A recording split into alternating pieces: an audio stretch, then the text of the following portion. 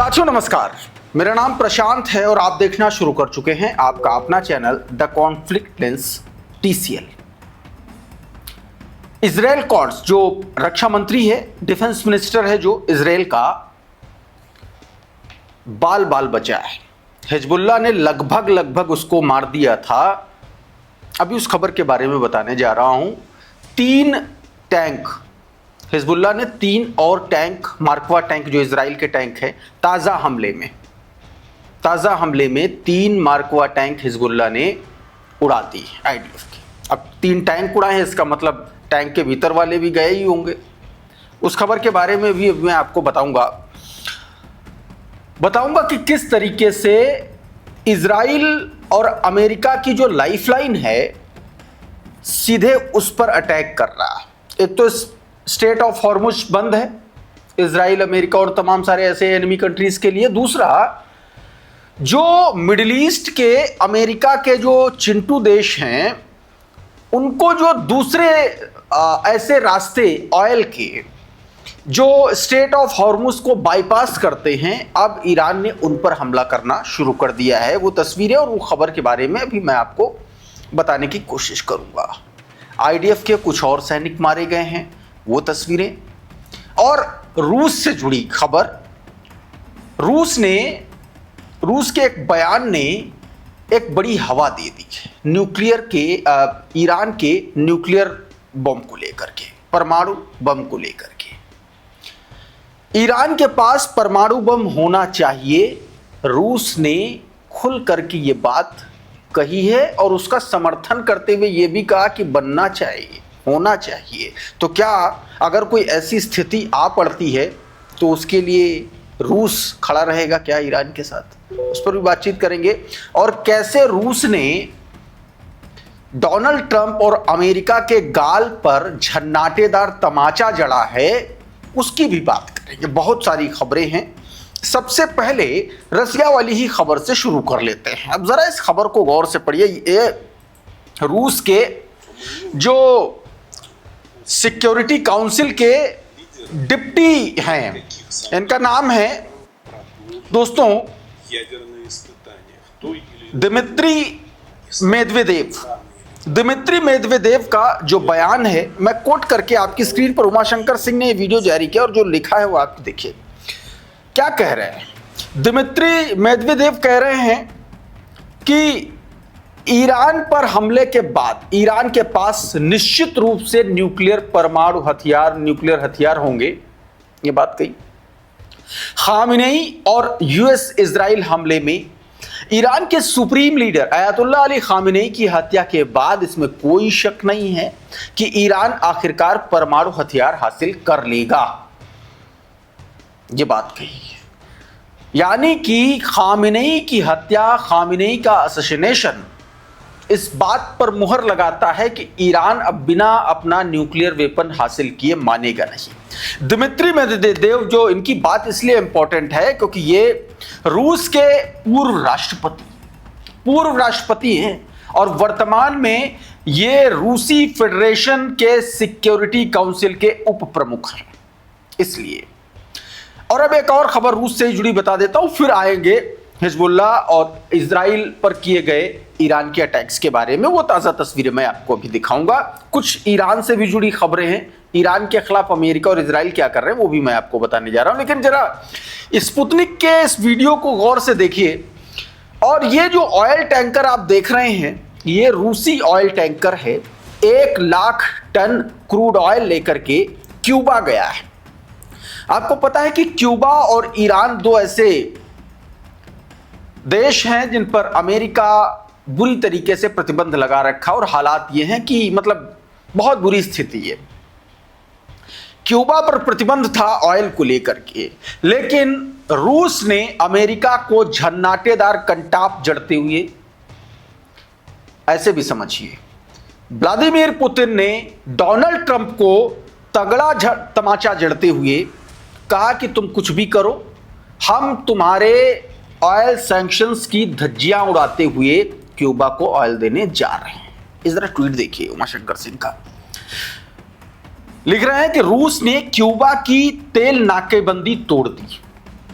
रूसी transport ministry ने कहा कि 1 लाख टन क्रूड ऑयल लेकर के रूसी टैंकर क्यूबा पहुंचा है और अनलोडिंग का इंतजार कर रहा है। जनवरी में ट्रंप ने घोषणा की थी कि क्यूबा को अब कोई तेल नहीं मिलेगा, जिससे सप्लाई पर असर पड़ा है। सीधे सीधे रशिया ने आर पार का ऐलान कर दिया, एक तरफ परमाणु हथियार और दूसरी तरफ अब क्यूबा को सीधा तेल भेजने की बात। तो अब यह कहा जा रहा है कि क्या इस जंग में रूस जो है खुल करके सामने आ चुका है, जो अभी तक छिपा हुआ था, अपनी इंटेल गैदरिंग करता था, ईरान को देता था, उसी आधार पर ईरान निशाना बनाता था, इस तरीके की बहुत सारी खबरें आई। तो क्या अब रूस इस तरीके से सामने आ जाएगा? खैर, बढ़ते हैं अगली खबर की तरफ। इजराइल पर हमला ईरान ने कुछ ऐसा किया है जिससे अब उसको वो दर्द समझ में आ रहा है जो दर्द पहले हमले में ईरान को इजराइल और अमेरिका ने दिया था बच्चों पर हमला करके। अब वही गेम, वही माइंड गेम इजराइल खेल रहा है, लेकिन ईरान इन जगहों पर निशाना नहीं बना रहा है। उन्हीं जगहों को निशाना बना रहा है ईरान, दावा किया जा रहा है जिन जगहों को ह्यूमन शील्ड की तरह इस्तेमाल कर रहे हैं बेंजामिन नेतन्याहू के अफसर और नेता। ये वीडियो जरा देखिए। इस वीडियो को बाकायदा इजरायली मीडिया ने जारी किया है, इजराइल सरकार के द्वारा जारी किया गया ये वीडियो। इसमें ईरान का जो इजराइल का जो विदेश मंत्रालय है उसने इस वीडियो को ट्वीट किया है और लिखा है कि ईरानी सरकार जानबूझकर इजरायली नागरिकों को निशाना बना रही है, स्कूलों, घरों, रिहायशी इलाकों को निशाना बना करके फायरिंग कर रही है, पूरे समुदायों को खतरे में डाल रही है। यह वीडियो जारी किया है। अब सवाल यह है कि छात्राओं के उस स्कूल पर जिसमें 165, 170, 174 जो भी आंकड़ा है मरने वाली बच्चियों का, उस पर जो किया था वो क्या था? तो दरअसल जिस तरीके से माइंड गेम में ईरान आगे निकला, अब वही गेम ये खेलना चाह रहा है, इस तरीके के आरोप लगा करके। एक कुछ तस्वीरें देखिए, ये हिजबुल्लाह द्वारा मारे गए आईडीएफ के उन जवानों की, उन अफसरों की तस्वीरें हैं अभी तक। और अच्छा, ये वो तस्वीरें हैं जो इजराइल जिनको कंफर्म कर चुका है कि इतने लोग मारे गए। हिजबुल्लाह ने जितनों का दावा किया, जो मैंने आपको इससे पहले कई सारे वीडियो बनाए, उनकी भी फेहरिस्त बाकी है। ये 6 वो नाम है जिनको मारा गया है हिजबुल्लाह के द्वारा और इजराइल ने माना है। आरटी ने ट्वीट क्या बताया? Another IDF soldier killed in southern Lebanon, 19 years Sergeant Leran Ben Gion fell in battle, the IDF confirms. A total of 6 Israeli soldiers have now been officially announce killed since the Lebanon invasion began. जब से Lebanon में Israel की घुसपैठ शुरू हुई है तब से 6 आईडीएफ के सोल्जर्स को हिजबुल्लाह मार चुका है। इसकी पुष्टि भी ईरान, आप माफ कीजिएगा, इजराइल कर चुका है। और अब सबसे बड़ी खबर इजराइल कोर्ट्स को जुड़ी हुई करंट रिपोर्ट का ये ट्वीट देखिए। अल अखबार रिपोर्ट्स के हवाले से इसमें दावा किया गया कि हिजबुल्लाह ने इजराइल के डिफेंस मिनिस्टर को संडे को निशाना बनाया और उस हमले में ये बहुत बारीक, बहुत बाल बाल बच गए हैं। इस ट्वीट को जरा पढ़िए, मैं इसका हिंदी तर्जुमा आपको बताने की कोशिश करता हूं। ये इजराइल कोर्ट्स वही मंत्री है जिसने, जो फलस्तीन में, जो गजा में कत्लेआम के लिए जिम्मेदार है, जिसने इजराइल के यातना गृहों में फलस्तीनियन महिला कैदियों को, बच्चियों को आईडीएफ के सैनिकों के जरिए दावे किए गए, रिपोर्ट्स ऐसी आई, ऐसी खबरें हैं कि उनके साथ सेक्सुअल असॉल्ट किया गया, बहुत तरीके की खबरें। इस ट्वीट को देखिए। बताया गया कि अल अखबार की एक रिपोर्ट के अनुसार रविवार को सीमा क्षेत्र के दौरे के दौरान, जब ये बॉर्डर इलाके का दौरा करने गया था, तब हिजबुल्लाह ने इजराइल के रक्षा मंत्री इजराइल कोर्ट्स की हत्या करने की कोशिश की, लेकिन वो बाल बाल बच गए। बताया जा रहा है कि दागी गई मिसाइलें उनके काफिले से कुछ मीटर की दूरी पर आकर के गिरी, यानी कि बड़ा हमला हुआ था। अब कुछ तस्वीरें, ये मार्कवा टैंक की ताजा तस्वीरें देखिए। ये 3 अलग अलग मार्कवा टैंक को हिजबुल्लाह ने निशाना बनाया और बाकायदा उसने ये वीडियो जारी किया है हिजबुल्लाह ने। कर्नल ने ये वीडियो अपने ट्विटर हैंडल पे पोस्ट किया है हिजबुल्लाह का, जिसमें ये बताया गया है इसमें बताया गया कि हिजबुल्लाह ने अपने लड़ाकों के द्वारा दक्षिणी लेबनान के डेबल इलाके के बाहरी हिस्से में 3 इजरायली मार्कवा टैंकों को निशाना बनाया है, और जिसका ये वीडियो है जारी किया गया है जो आप अपनी स्क्रीन पर देख रहे हैं। दोस्तों, आप तस्वीर ईरान के द्वारा इजराइल पर किए गए हमलों की। सबसे पहले ये खबर, ये हाइफा पर एक बड़े हमले की तस्वीर। इससे पहले हाइफा पर 19 मार्च को ईरान के द्वारा हमला किया गया था। उसमें भारी तबाही मची थी हाइफा में और बीरशेबा में, माफ कीजिएगा, नेगेव में। 2 जगहों पर भयंकर और भी कई जगहों पर तबाही मचाई गई थी। लेकिन ये दूसरा बड़ा हमला हाइफा पर किस तरीके से, देखिए, रिफाइनरी के आसपास हमला किया गया है। उमाशंकर सिंह ने वीडियो जारी किया। अब इसी को लेकर के कुछ और वीडियोस देख लीजिए। ये क्रडल ने जारी किया। ये एक लॉन्ग वीडियो है, आसमान में उठता हुआ धुआं आप साफ तौर पर देख रहे हैं। एक और वीडियो देखिए, ये बड़ा हमला किया है, आग लग गई है।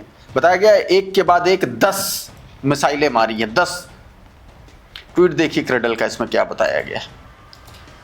इसमें साफ साफ कहा गया है कि इजरायली रेडियो की रिपोर्ट के अनुसार 10 मिसाइलों ने, कितनी, 10 मिसाइलों ने हाइफा और उसके बे क्षेत्रों को निशाना बनाया गया। इनमें कुछ एक तेल परिसर पर गिरी, 2 इमारतों पर, किरियत आटा और सफराम में गिरी। बेजैन ग्रुप की रिफाइनरियों में एक पेट्रोल टैंक क्षतिग्रस्त हो गया है। और ईरान लेबनान के संयुक्त हमले के कारण कंपनी के शेयर में स्टॉक एक्सचेंज पर 2.5% की गिरावट दर्ज की गई है, ये क्रडल ने बताया। इस बीच डिजिटल वॉरफेयर भी चल रहा है, साइबर वॉरफेयर भी चल रहा है। और साइबर वॉरफेयर में एक बड़े घटनाक्रम को अंजाम दिया गया ईरान समर्थित साइबर हैकर्स ने। ये ट्वीट देखिए जरा सुलेमान अहमद का। Iran linked hackers break into the Israeli security cameras. Israel के सिक्योरिटी कैमरास को जो है उन्होंने हैक कर लिया। Breach dozen of Israeli surveillance system, corporate networks, 50 Israeli security camera compromise, 60 companies data permanently erased, breach used to access missile strike damage and track troop movement, ये बात कही गई है। और अब ये जरा वीडियो देख लीजिए। ये अमेरिका में डोनाल्ड ट्रंप के खिलाफ चल रहे विद्रोह आंदोलन की तस्वीरें, प्रदर्शन की तस्वीरें, किस तरीके से डोनाल्ड ट्रंप के खिलाफ नारेबाजी, पत्थरबाजी हो रही है। लोग बुरा भला कह रहे हैं, हालांकि बहुत सारे वीडियोस, तस्वीरें हम आपको पत्थर फेंकते हुए नहीं दिखा सकते, लेकिन जिस तरीके से यहाँ पर बवाल मचा हुआ है, तोड़फोड़ की स्थितियां बनाई जा रही हैं, ये बता रहा है कि कितना ज्यादा डिसएग्रीमेंट डोनाल्ड ट्रंप के जो फैसले हैं उनको लेकर के वहां की आवाम में है। उमाशंकर सिंह लिख रहे हैं, ट्रंप के खिलाफ नो किंग्स प्रोटेस्ट के लिए हजारों लोग लॉस एंजल्स की सड़कों पर उतर आए और पूरे शहर में अलर्ट जारी किया गया, यह दावा किया गया। एक और तस्वीर आपको दिखाता हूं, ये ताजा धमकी है डोनाल्ड ट्रंप की अमेरिका को। देखिए जरा क्या इसमें कह रहा है। इसमें कह रहा है कि अमेरिका ईरान में अपने सैन्य कार्रवाई को खत्म करने के लिए एक नए और ज्यादा समझदार शासन के साथ गंभीर चर्चा कर रहा है। फिर से यह दावा कर रहा है कि ईरान साथ चर्चा हो रही, काफी प्रगति हुई है, लेकिन अगर किसी कारण जल्द कोई समझौता नहीं हो पाता है, हालांकि शायद हो जाएगा, और यदि हॉर्मुज स्ट्रेट को तुरंत व्यवसाय के लिए खोला नहीं जाता तो ईरान में अपने इस सुखद स्टे को उसके सभी विद्युत उत्पादन संयंत्रों, तेल कुओं और खार्ग द्वीप को उड़ाकर और पूरी तरीके से बर्बाद कर देंगे। यह बात इसने सीधे सीधे कही है। फिर धमकी दी इसने। धमकी क्यों दी? क्योंकि ये वही गेम खेलना चाहता है जिसमें ये फंसा हुआ है। ईरान बातचीत कर रहा था, इसने हमला कर दिया। पिछले साल जून में ईरान बातचीत कर रहा था, इजराइल और अमेरिका ने हमला कर दिया। अब डोनाल्ड ट्रंप यह दिखाना चाहता है, क्योंकि इस मुद्दे पर फंसा हुआ है, पूरी दुनिया में जवाब देते नहीं बन रहा। अब डोनाल्ड ट्रंप यह दिखाना चाहता है कि हम बातचीत कर रहे हैं और हम ये दिखाएंगे कि ईरान जो है हमले कर रहा है। लेकिन हुआ क्या है? पर्दे के पीछे का खेल इन तस्वीरों से देखिए। ये कौन है? ब्रैड कूपर, चीफ एडमिरल, और इयाल जमीर, यानी कि आईडीएफ चीफ ऑफ स्टाफ और अमेरिका का चीफ एडमिरल बैठक हुई। और इस बैठक में क्या चर्चा हुई है? जो लकी बिस्ट लिख रहे हैं, देखिए इस बैठक में चर्चा हुई, बताया कि कल इजराइल में बेहद सीक्रेट हाई लेवल मीटिंग हुई। यहां यूएस सेंट्रल कमांड सेटकॉम के चीफ एडमिरल ब्रैड कूपर और इजराइल डिफेंस फोर्सेस के चीफ जनरल एयाल जामिर आमने सामने बैठे थे। इस मीटिंग में सिर्फ चर्चा नहीं हुई बल्कि आने वाले ग्राउंड ऑपरेशन का ब्लूप्रिंट तैयार किया गया।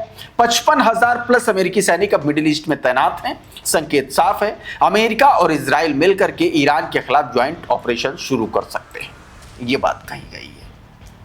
और इसको लेकर के ईरान ने भी चेतावनी दी है, ये वीडियो जारी किया है ईरान का प्रेस टीवी के हवाले से, और इसमें यह बताया गया कि खार्दुब की रक्षा के लिए ईरानी सेना पूरी तरीके से तैयार है। ईरानी स्टेट मीडिया के अनुसार ईरानी सैनिक पूरी तरीके से मोबिलाइज और हाई अलर्ट पर हैं, दक्षिणी द्वीपों की रक्षा के लिए तैनात हैं, और इस वीडियो में उसकी तैयारियां दिखाई गई हैं, देख सकते हैं आप। इसमें उन लोगों को भी बताया गया जिनके असैसिनेशन हो गया। अच्छा, ईरान की तरफ से ये तंगसीरी के असैसिनेशन की पुष्टि हो चुकी है, ये खबर देखिए जरा। IRGC के नौसेना के एक कमांडर थे अली रेजा तंगसीरी, और बीते दिनों दावा किया था इजराइल ने इनको असैसिनेशन की, और अब ईरान की तरफ से ये पुष्टि हो गई। इस वीडियो में बहरहाल इतना ही। बहुत बहुत शुक्रिया, बहुत बहुत धन्यवाद। आप जुड़े रहिए आपके अपने channel the conflict lens TCL के साथ। नमस्कार।